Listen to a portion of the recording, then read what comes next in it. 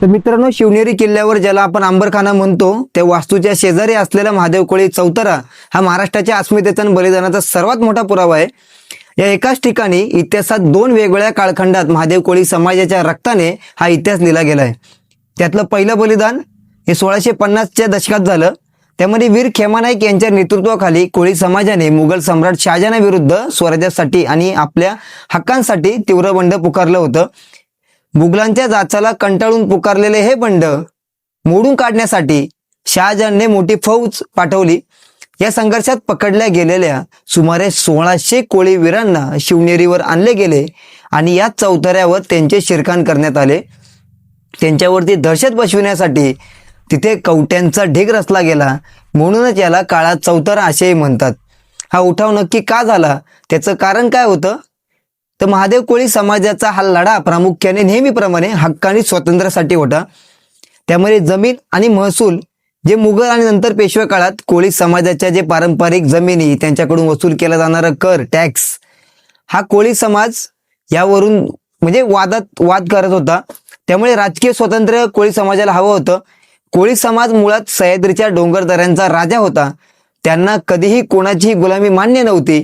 जेव्हा बाहेरच्या सत्तांनी त्यांच्या अधिकारावर गदा आणली तेव्हा त्यांनी शस्त्र उपसले। किल्लेदारी मुळात शिवनेरी आणि आसपासच्या किल्ल्याचे संरक्षण करण्याचे काम परंपरागत कोळी समाजाकडे असायचे। त्या ढवळाढवळ केल्यावर त्यांनी नेहमीच बंड पुकारला आणि तलवार उपसली आहे। मुघलांनी शहाजहानने आदेश का दिला, तर सन 1650च्या सुमारास शहाजहानला आपले साम्राज्य दक्षिणेत पसरवायचे होते, पण वीर खेमानाईक त्यांच्या नेतृत्वाखाली कोळी समाज आणि मुघलांना जुमानत नव्हता। त्यांच्यावरती धाक बसविण्यासाठी मुघल सैन्यावर कोळी वीरांनी अनेकदा गनिमी काव्याने हल्ले केले। त्यामुळे इतर कोणीही बंड करू नये म्हणून शहाजहानने शिरकान करून कवट्यांचा ढीग रचण्याचा क्रूर आदेश दिला। मित्रांनो, तुम्ही आता विचार कराल की 1650 म्हणजे महाराजांचं जेमतेम त्यावेळेस वय काहीतरी 20 वर्ष किंवा कदाचित काहीतरी असेल।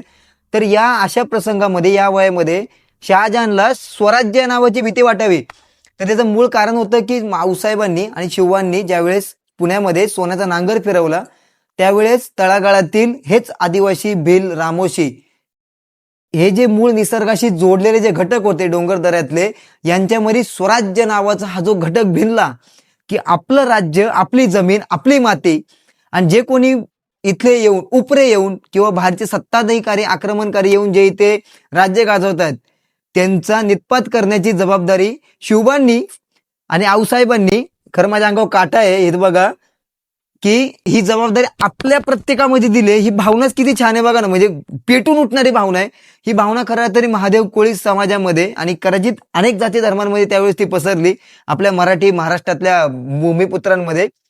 आणि या संकल्पनेला पुढे घेऊन ज्या वेळेस हा उठाव झाला त्यावेळेस हा उठाव मोडून काढण्यासाठी शहाजहानने सर्वात आधी 1650 मध्ये महादेव कोळी यांचा निष्पात करण्यासाठी सैन्य पाठवलं। त्यामध्ये 1600 वीरांचं इथे बलिदान झालं। त्यानंतर मित्रांनो, दुसरं बलिदान 1773 ते 1774 मध्ये झालं।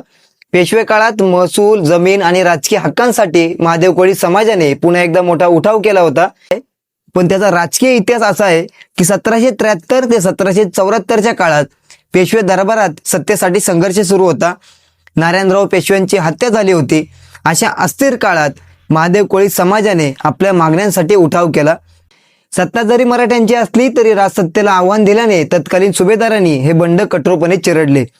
यावेळी अनेक कोळी वीरांना याच चौतऱ्यापाशी कैद करून शिक्षा देण्यात आली आणि त्यांना जवळच असलेल्या कोळी कड्यावरून खाली फेकून देण्यात आले।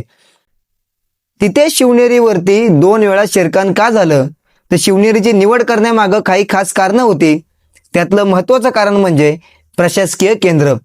शिवनेरी हा जुन्नर प्रांताचं मुख्य केंद्र म्हणजे अर्थात हेडक्वार्टर मानला जात होता। तिथेच मोठी धान्य कोठारे, अंबरखाना आणि कचेऱ्या होत्या। धाक निर्माण करणे, शिवनेरी हा एक अतिशय उंच आणि प्रतिष्ठित किल्ला होता जो आता सुद्धा आहे। तिथे दिलेली शिक्षा संपूर्ण जुन्नर खोऱ्यातून आणि दूरपर्यंत तळागाळातील लोकांपर्यंत पोहोचते। त्यामुळे दहशत बसविण्यासाठी ही जागा निवडली गेली। अंबरखान्याचा परिसर, अंबरखाना हा किल्ल्याचा सर्वात सुरक्षित भाग होता, जिथे कैद्यांना ठेवणे आणि शिक्षा देणे सर्वात सोपे मानले जायचे। तर मित्रांनो, स्वराज्य हा एक व्यापक भावना होती। इतिहासात स्वराज्य म्हणजे केवळ छत्रपती शिवाजी महाराजांनी स्थापन केलेलं राज्य असा मर्यादित अर्थ नव्हता. तर सह्याद्रीतील महादेव कोळी, भिल्ल, रामोशी आणि मावळे यांसाठी स्वराज्य म्हणजे परकीय, मुघल, आदिलशाही सत्तेपासून मुक्ती आणि आपल्या जमिनीवर आपलं राज्य ही भावना होती. स्वतःचं अस्तित्व की महाराजांची साथ. तर 1650चा काळ हा असा होता की जेव्हा शिवाजी महाराज पुणे, सुपे, चाकण या भागात आपले पाय रोवत होते. याचवेळी जुन्नर आणि शिवनेरी भागात महादेव कोळी समाज मुघलांविरुद्ध दंड थोपटून उभा होता. याचे दोन पैलू आहेत. स्वतःचे अस्तित्व. हो, सुरुवातीला हा लढा त्यांच्या पिढ्यानपिढ्या चालत आलेल्या किल्लेदारी आणि जमीन हक्कांच्या रक्षणासाठी होता. पण मित्रांनो, मुघल जेव्हा त्यांचे हक्क हिरावून घेऊ लागले तेव्हा त्यांनी बंड केले.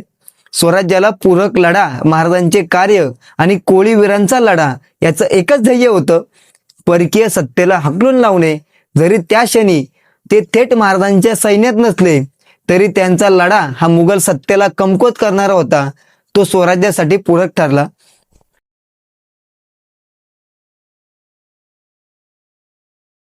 तर मित्रांनो, हा इतिहास तुम्हाला कसा वाटला तेव्हा तुम्ही कमेंटमध्ये नक्की सांगा. आणि अजून अशा कोणत्या ऐतिहासिक वास्तू आहेत ज्या खऱ्या अर्थाने लोकांपासून, महाराष्ट्रापासून दुर्लक्षित आहेत, त्या दुर्लक्षित वास्तूंचा इतिहास तुमच्या समोर मांडण्याचा नक्कीच मी प्रयत्न करेन मित्रांनो. त्यामुळे भेटूया. तुर्तास तुमची रजा घेतो. जय हिंद, जय महाराष्ट्र, जय शिवराय मित्रांनो.